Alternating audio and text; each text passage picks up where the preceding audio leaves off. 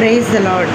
எசேக்கியேல் 8ஆம் அதிகாரம் 1 முதல் 10 வரை உள்ள வசனங்கள்.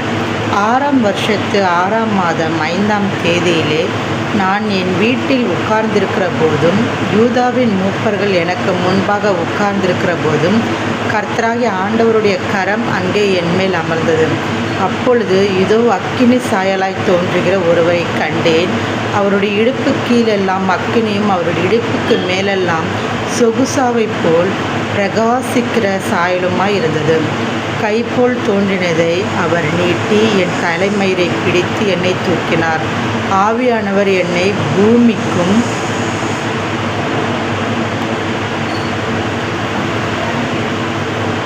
வானத்துக்கும் நடுவே கொண்டு போய் தேவ தரிசனத்திலே என்னை எருசலேமில் வடதிசைக்கு எதிரான உள்வாசலின் நடையிலே விட்டார். அங்கே எரிச்சல் உண்டாக்குகிற விக்கிரகத்தின் ஸ்தானம் இருந்தது. இதோ நான் பள்ளத்தாக்கிலே கண்டிருந்த தரிசனத்துக்கு சரியாக இஸ்ரவேலின் தேவனுடைய மகிமை அங்கே விளங்கினது. அவர் என்னை பார்த்து, மனுபுத்திரனே, உன் கண்களை ஏறெடுத்து வடக்கே பார் என்றார். அப்பொழுது நான் என் கண்களை ஏறெடுத்து வடக்கே பார்த்தேன். இதோ பலிபீடத்தின் வாசலுக்கு வடக்கே பார்த்தேன். நடையிலே எரிச்சல் உண்டாக்குகிற அந்த விக்கிரகம் இருந்தது.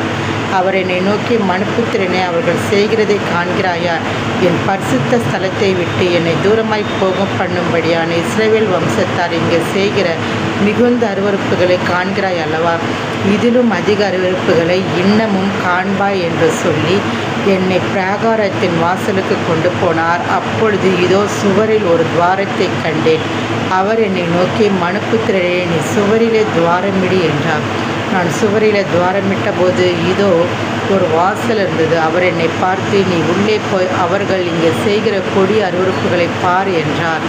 நான் உள்ளே போய் பார்த்தபோது இதோ சகலவித ஊரும் பிராணிகளும் அருவருப்பான மிருகங்களும் ஆகிய இவைகளின் சுரூபங்களும் இஸ்ரவேல் வம்சத்தாருடைய நரகலான சகல விக்கிரகங்களும் சுவரில் சுற்றிலும் சித்திரம் தீட்டப்பட்டிருந்தன. ஆமேன்.